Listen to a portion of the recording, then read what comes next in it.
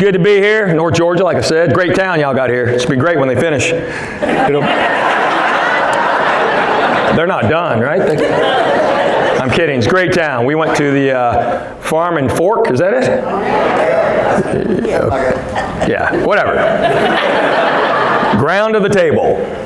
Farm to Fork. Yeah, they serve pizza. So I went to go pick it up, and I said, where in the Farm to Fork did this happen? Well, it's a new item, because the other Farm to Fork items weren't doing well. Not really. So you're going to be a pizza joint next year? Probably. But we've been here 3 hours. We got in early, so we've seen it all. Twice. I'm kidding. It's a great town. Y'all are great. It's smart to be here because, no one knows you're here, really. Because you just drive right by. Really. If I didn't know I was stopping here, on to Chattanooga. But y'all go to Chattanooga, and how far is that? 20 miles? 20. I'm sorry. You came from Chattanooga. Okay. You came from Chattanooga to see me? Yeah. 20 whole miles. Yeah. Thank you for coming to Chattanooga. I'm sorry, you're still talking. I'm sorry. Go ahead. Go ahead. No, this isn't TV. I can hear you. Go ahead. So, I know you do that at your shows all the time. Watching your stories. Get out of that room!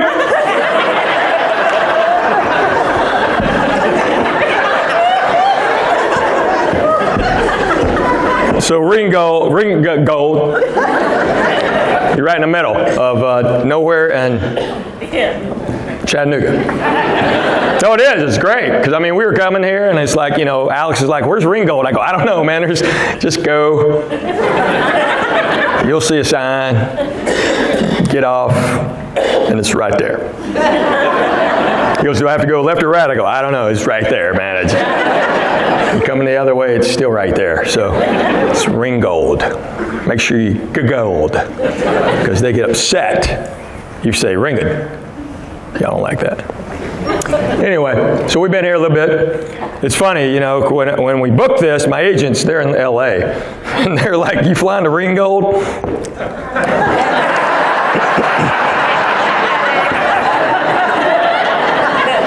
Yeah, I'm going to chop her right in, pal. It's grab a crop duster and I'll be right there. No, I love coming to towns like this. I do, because y'all are the best people in the world, and no one knows that. So I'm here I appreciate y'all showing up, seriously. Yeah, you got better things to do. I do too, but we're here.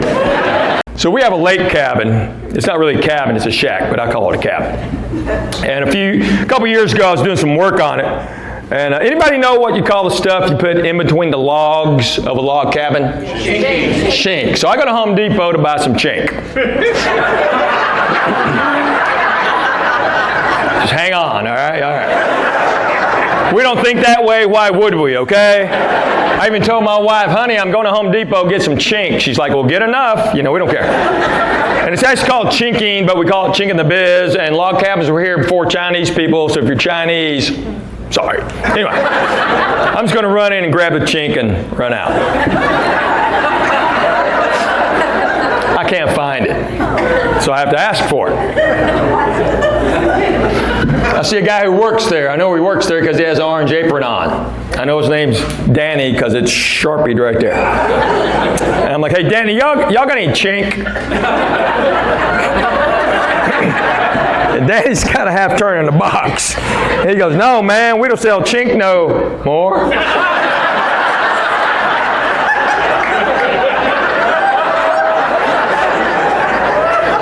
I'm like, how can you have chink? It's Home Depot. I need a lot of chink. You got a chink aisle or a special place you keep the chink? No, sir. Can you ask somebody where I can find some chink? Yes, sir. Hey, Larry, we don't sell that stuff you put in between logs, do we? Larry walks around, no, man, we don't sell chink no more. What are you doing, sir? I went, oh, wow, I get it. You know what? I'm going to go to Lowe's and do this again. I called my wife. I said, all right, think about what I came to get. Think a little harder. I had to ask for it. Hilarious. Yeah, I'm going to Lowe's. Okay, cool. Yeah, meet me there. Be fun. Come on, son. She did. Brought a friend. Crazy. And my boys are still ruthless when we go to Home Depot. We'll be walking down the aisle in Home Depot. They'll see some guy working there. They're like, Dad, do it to him.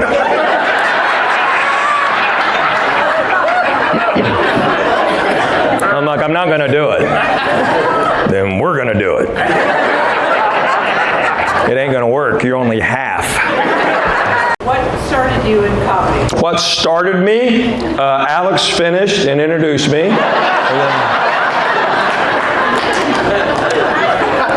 I was in college, and my buddies asked me what I really wanted to do, and I said, I think I'm going to try stand-up comedy, and they're like, you're not funny. I go, I know, but I think I can do it.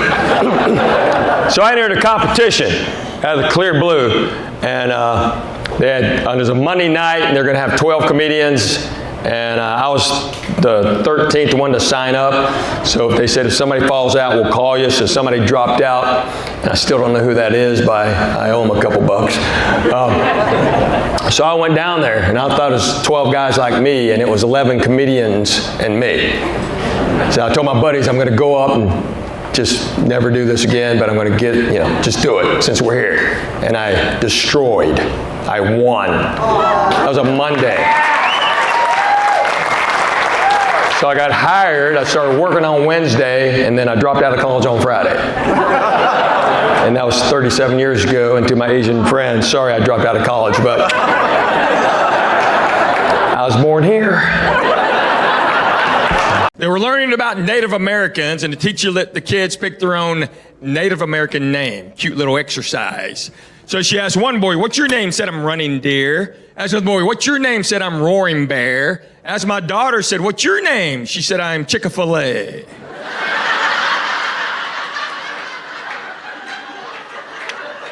That's just funny, right?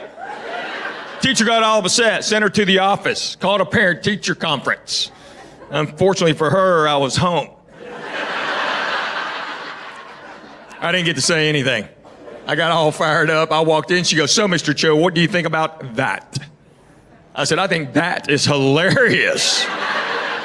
She said, don't you have any concerns? I said, yes, ma'am. Did she time it right?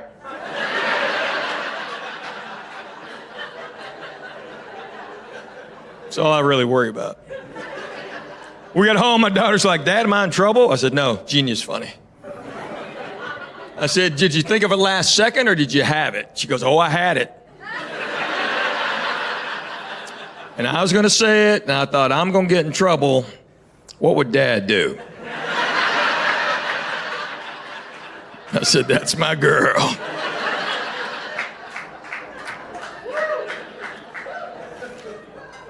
All right, somebody wanted to hear this part.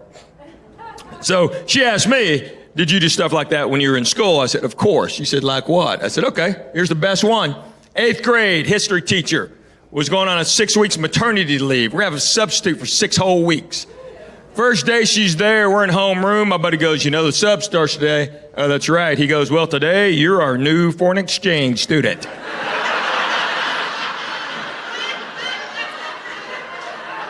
I said, yes, I am. I comb my hair straight down. Girl named Kelly Coleman made an 8FS badge, and I put that on. Then I kind of jogged in the room like an old Asian guy with a bunch of stuff in his pockets. I know that's wrong, okay? I saw it on MASH.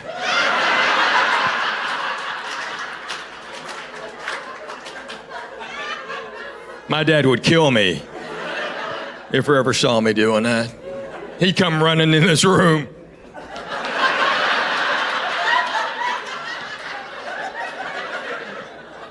And my buddy was my interpreter. Well, we didn't speak Korean, but we figured she didn't either. She bought it. She was talking to me like this. I was in Charlotte the other day, doing a show, and I told that story. A woman from the upper deck yelled out, "That was me!" I'm like, "Miss Davenport?" She goes, "Yes." I said, "How are you